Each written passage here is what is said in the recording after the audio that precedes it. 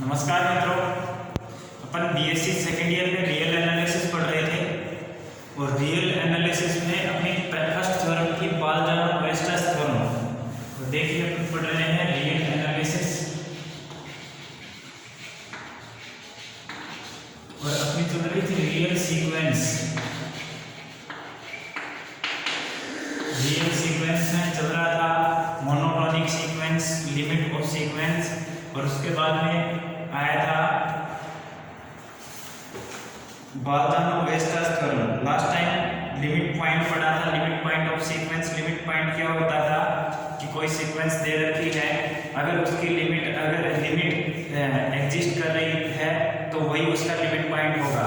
या दूसरी भाषा में अपन कहें कि जिस बिंदु को हमें लिमिट पॉइंट बताना है उसके नेबरहुड में यानी कि उसके प्रतिवेश में अनंत बिंदु होने चाहिए, तब हम उस बिंदु को लिमिट पॉइंट कहते हैं। ठीक है, अब देखिए नेक्स्ट देख रहे हैं बाल-जानो-वेस्टर्स थ्योरम। बाल-जानो-वेस्टर्स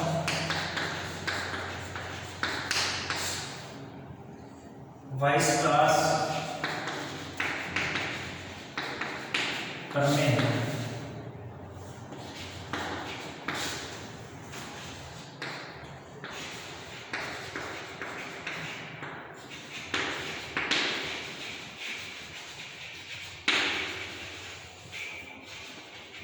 बाल-जानो-वेस्टर्स थ्योरम। बाल-जानो-वेस्टर्स थ्योरम क्या कहती है? Every bounded sequence has at least one limit point. ये सीक्वेंस कहती है every bounded sequence has at least one limit point. देखो बाउंडेड सीक्वेंस यानी कि xn है, ये सीक्वेंस है। अगर ये बाउंडेड है, बाउंडेड यानी कि इसका जो रेंज सेट है, रेंज सेट बाउंडेड हो, रेंज सेट क्या हो, बाउंडेड हो, तो ये सीक्वेंस इस सीक्वेंस के पास में एटलीस्ट कम से कम एक लिमिट पॉइंट होगा। यही हमें प्रूव करना है। ठीक है, every bounded set has at least one limit. तो देखिए स्टेटमेंट क्या है, प्रत्येक परिबद्ध अनुक्रम का कम से कम एक सीमा बिंदु होता है।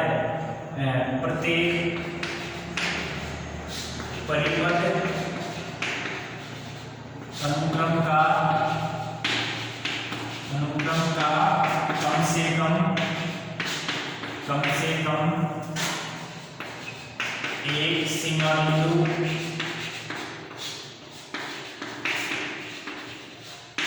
होता है। Every bounded sequence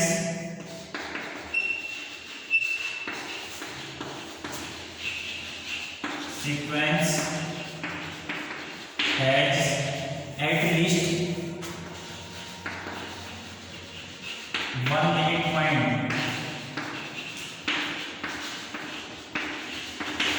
Every bounded sequence has at least one limit point. ये स्टेटमेंट हो गया।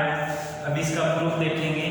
Every bounded sequence has at least one limit point. कोई भी सीक्वेंस है वो बाउंडेड है तो उसका कम से कम एक लिमिट पॉइंट होगा। ठीक है, बाउंडेड सीक्वेंस यानी कि उसका रेंज सेट बाउंडेड होना चाहिए। बाउंडेड सीक्वेंस यानी कि रेंज सेट सीक्वेंस का परिसर बाउंडेड होना चाहिए, यानी कि सीक्वेंस का परिसर परिबद्ध हो तो उसके पास कम से कम एक लिमिट पॉइंट होगा। ठीक है, देखिए प्रूफ। माना कि xn परिबद्ध अनुक्रम है,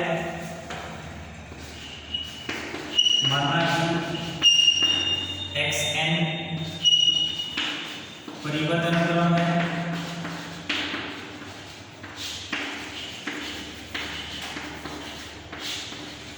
माना कि xn परिबद्ध अनुक्रम है तथा E इसका परिसर है, तथा E इसका परिसर है, अर्थात E बराबर xn जो n belongs to natural number. E बराबर xn और n belongs to natural number. ठीक है, यानी कि x1 x2 x3 dash dash xn तक। ठीक है, अब देखो यदि ई एक परिमित संख्या हो, यानी कि सीक्वेंस का जो परिसर है वो परिमित हो। केस फर्स्ट, दो केस बढ़ते हैं, या तो परिसर परिमित हो या परिसर अपरिमित हो। जब परिसर परिमित हो उस केस के लिए अपन कैसे प्रूव करेंगे? जब ई एक परिमित समुच्चय है, जब ई एक परिमित समुच्चय है,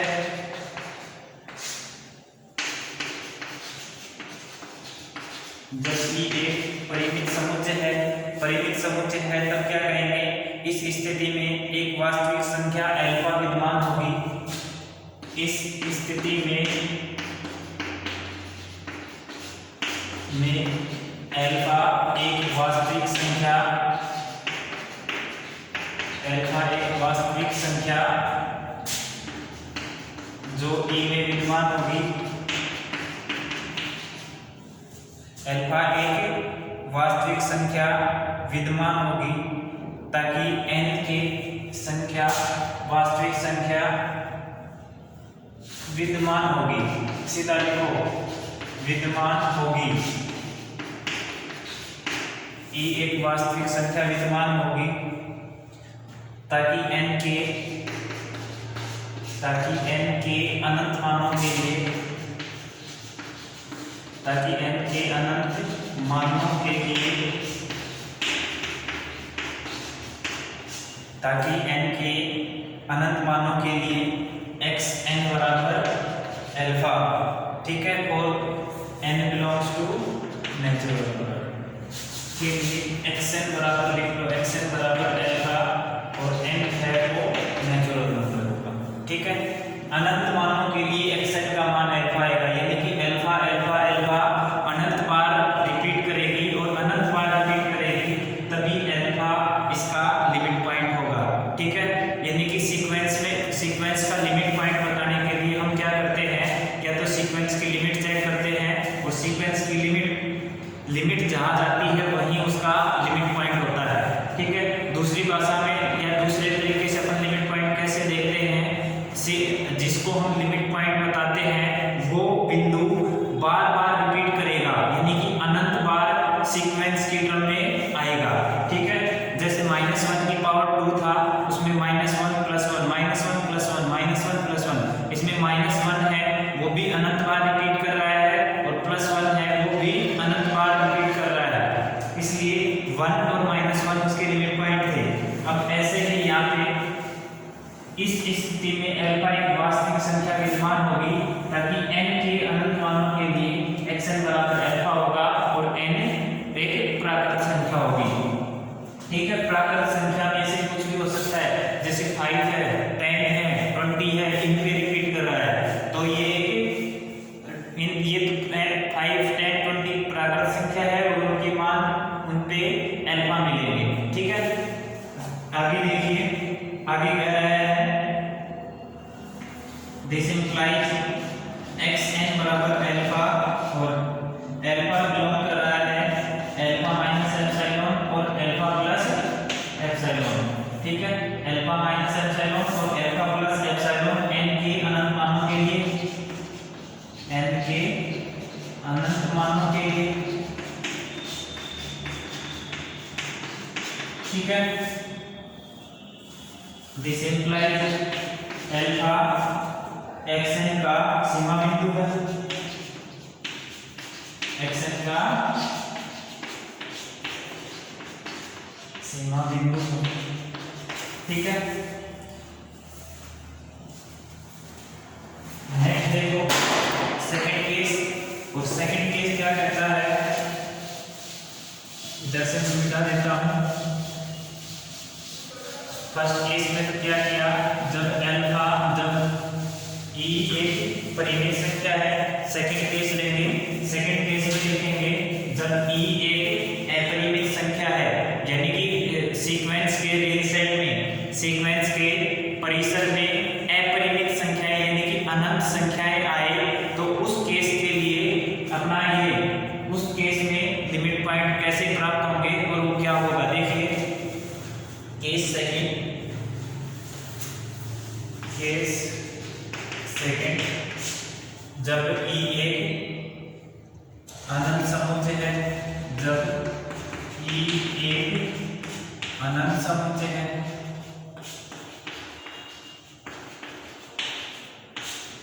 जब ई एक अनंत समुच्चय है, ठीक है। इस जो कि xn परिबद्ध है, जो कि xn क्या है, परिबद्ध है,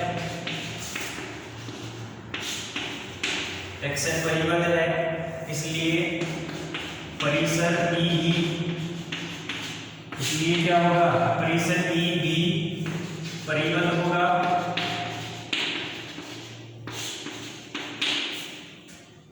इसलिए ई भी परिबद्ध है, ठीक है। जैसे ई आर में एक अनंत परिबद्ध समूह है, ई आर में एक अनंत परिबद्ध समुच्चय है, परिबद्ध समुच्चय है,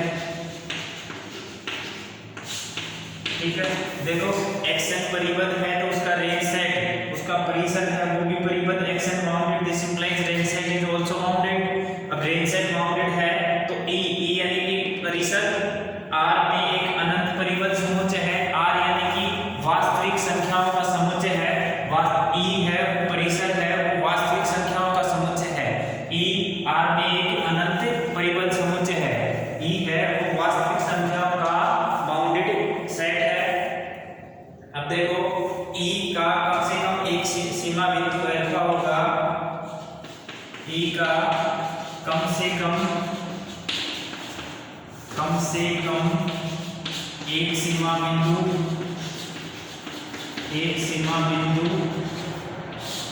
ई का कम से कम एक सीमा बिंदु अल्फा होगा, और माना कि ई का सीमा बिंदु अल्फा है, माना कि ई का सीमा बिंदु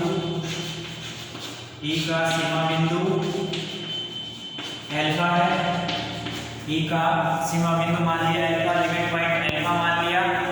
अब अल्फा के प्रत्येक प्रतिवेश ई के अनंत अवयव है, अल्फा के प्रत्येक प्रतिवेश में अल्फा के प्रत्येक, दिस इंप्लाइज ये देखो अल्फा को क्या मान लिया, सीमा बिंदु मान लिया, सीमा बिंदु मान लिया तो अल्फा के प्रतिवेश, अल्फा के नेबरहुड में अनंत बिंदु विद्यमान होंगे, दिस इंप्लाइज अल्फा के प्रत्येक प्रतिवेश में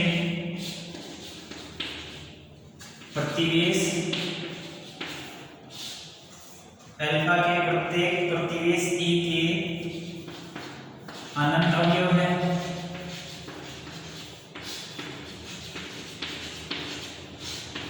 अल्फा के प्रत्येक प्रतिवेश में ई के अनंत अवयव है, ठीक है, अनंत अवयव है। अब इधर से हटा देता हूं,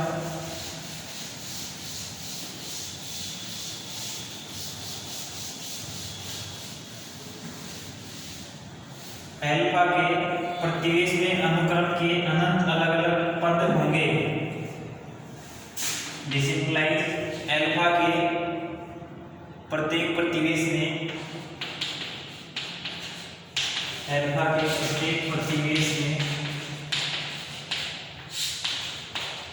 अल्फा के प्रत्येक प्रतिवेश में अनुक्रम xn के अनंत अलग अलग पद होंगे,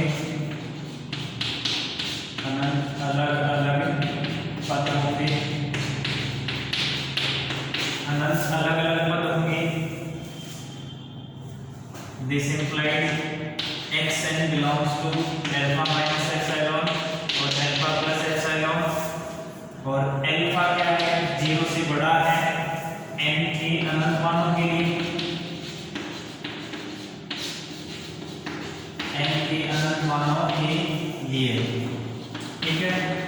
अब देखो दिस इंप्लाइज xn का सीमा बिंदु, xn का सीमा बिंदु अल्फा है। ठीक है, देखो BWT बाल्ज़ानो-वेस्टास थ्योरम क्या कहती है? Every bounded sequence has at least one limit point. ठीक है, every bounded sequence has at least one limit point, यानी कि प्रत्येक परिबद्ध अनुक्रम का कम से कम एक सीमा बिंदु होगा। प्रत्येक परिबद्ध अनुक्रम का कम से कम एक सीमा बिंदु होगा। अब देखो अनुक्रम परिबद्ध है तो उसका परिसर भी परिसर रेंज सेट भी परिबद्ध होगा।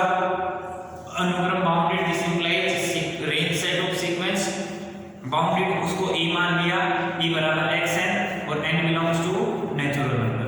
ठीक है, ये काम करने के बाद अब दो केस आते हैं। रेंज सेट है वो बाउंडेड भी है, रेंज सेट फाइनाइट आ सकता है और रेंज सेट इनफाइनाइट। जब रेंज सेट फाइनाइट आता है तो हमें सोचना है वो एग्जांपल xn बराबर -1 raised to power n। ठीक है, जिसका रेंज सेट आया था 1 और -1। ठीक है, इसमें 1 इनफाइनाइट टाइम रिपीट हो रहा था, इनफाइनाइट -1 इनफाइनाइट टाइम रिपीट हो रहा था। तो यहाँ से 1 और -1 दोनों लिमिट पॉइंट आए थे इस सीक्वेंस के। ठीक है, तो 1 और -1 इनफाइनाइट टाइम रिपीट होने की वजह से ये सीक्वेंस के लिमिट पॉइंट बने थे।